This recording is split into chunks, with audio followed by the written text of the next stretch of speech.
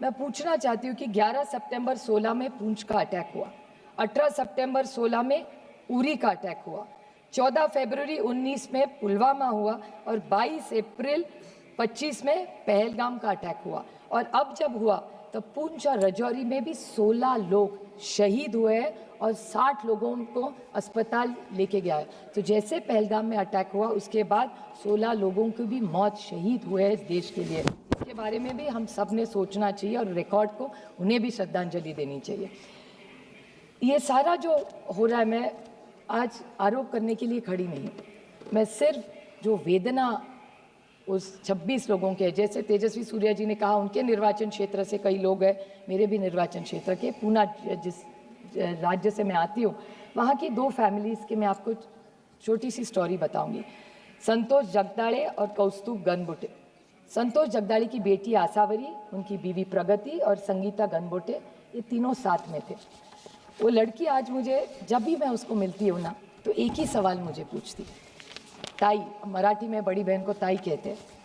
तो ये आसावरी मुझे सिर्फ एक सवाल करती रहती है कि ताई ये सब ठीक हुआ, ऑपरेशन सिंदूर हुआ, आप गए, अटैक हुआ, आप लोग परदेश जाके, सब ठीक हुआ, लेकिन मेरे बाबा को न्याय कब मिलेगा? मेरे बाबा का जिसने खून किया मेरे आंखों के सामने, उनको न्याय कब मिलेगा? 4 लोग, अभी पता नहीं वो 4 थे, 5 थे, 6 थे, पता भी नहीं है।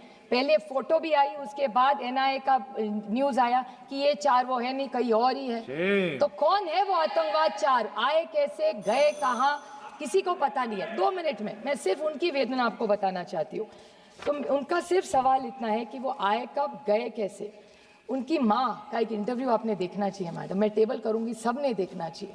उनकी जो बीवी है उसके साथ खड़ी थी, बोलती है 3 महीने हुए, 90 दिन, आज भी जब आँख बंद करती हूँ तो वही घिनौना चेहरा उनके सामने आता है, और खोलती हूँ तो लगता है फिर वो वही आएगा और खून करके जाएगा। क्या गलती थी उनकी? बताइए मुझे, क्या गलती थी? वो छुट्टी मनाने, और पता है वो बाप, उसके फादर क्या कह रहे थे उसको? पहलगाम पहली बार प्लेन में फैमिली बैठी थी और उसको चिढ़ा रहे थे, देखो अभी तुम्हारा ग्रेजुएशन हो गया, अभी तुम्हारी शादी करेंगे, अगली टाइम मैं नहीं तुमको कश्मीर लाऊंगा, पति के साथ आए।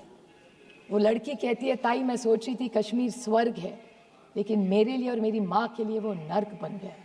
कोई इसका जवाब दे, क्या जवाब दो उसमें बेटी को? आप बताइए। 50 लाख रुपया सरकार ने दे दिया, और इस महाराष्ट्र की सरकार ने उसको वायदा भी किया था उसको नौकरी मिलेगी आसावरी को, आज तक नौकरी नहीं मिली है। कागज पे कागज, फाइल पे फाइल भरे जा रहे, कुछ नहीं हो रहा है। और दुख की बात है कि बीजेपी के एक एमएलए है मध्य प्रदेश के, 2 पॉइंट से, मध्य प्रदेश के बीजेपी के एक एमएलए है, उन्होंने कर्नल सोफिया कुरैशी के खिलाफ बोले, विक्रम मिश्री के बेटी को ट्रोलिंग किया, हेमंत जी के वीडियो जो है उसको बेचारी को ट्रोलिंग किया, और जहां जहां जम्मू कश्मीर के बच्चे पढ़ रहे थे देश में उनको भी पिटा। इससे कैसे चलेगा? ये हम यहाँ आए, वो किसी पे टीका टिप्पणी करने नहीं आए, क्योंकि मैं बहुत सारी उम्मीदें थी मुझे, और मेरे अमित शाह जी से बहुत सारी अपेक्षा है। एक असर्टिव नेता के रूप में हम उनको एक असर्टिव होम मिनिस्टर के रूप में देखते हैं, तो हमारी बहुत सारी अपेक्षा है उनसे, और मुझे विश्वास है कि होम मिनिस्ट्री इन 4 को न्याय कब मिलेगा? Operation Sindoor is not complete और is not a success till you find those terrorist. तो हम एक दूसरे की पाठ दबानी कि सब अच्छा चल रहा है, अच्छा नहीं चल रहा है। जब तक दे आर गेट देयर, जब तक वो आतंकवादी आप नहीं पकड़ेंगे तब तक वो न्याय नहीं होगा। We can not celebrate, so I think we owe it to those families। और एक छोटा सा लास्ट पॉइंट में कि सब एक चीज़ सबको पता होनी चाहिए, क्योंकि ये हमारे देश के लिए बहुत बड़ी बात है।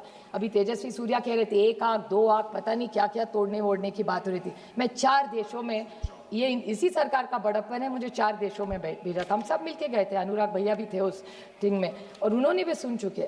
4 लोगों के बारे में हर देश ने हमें पूछा, हर देश में जहाँ जहाँ हम गए एक ही हमें पूछ रहे थे कि ये आप महात्मा गांधी के देश से आते, आप पंडित जवाहरलाल नेहरू जी के देश से आते, आप इंदिरा जी के देश से आते, आप मोदी जी के देश से आते।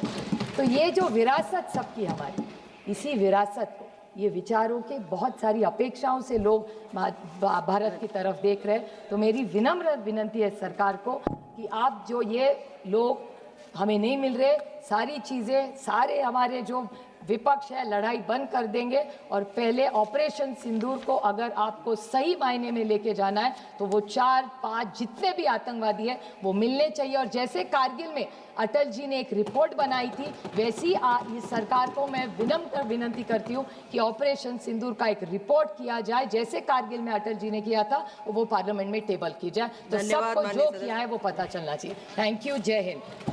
माननीय सदस्य श्री अनुराग ठाकुर जी, अनुराग ठाकुर जी, माननीय सदस्य।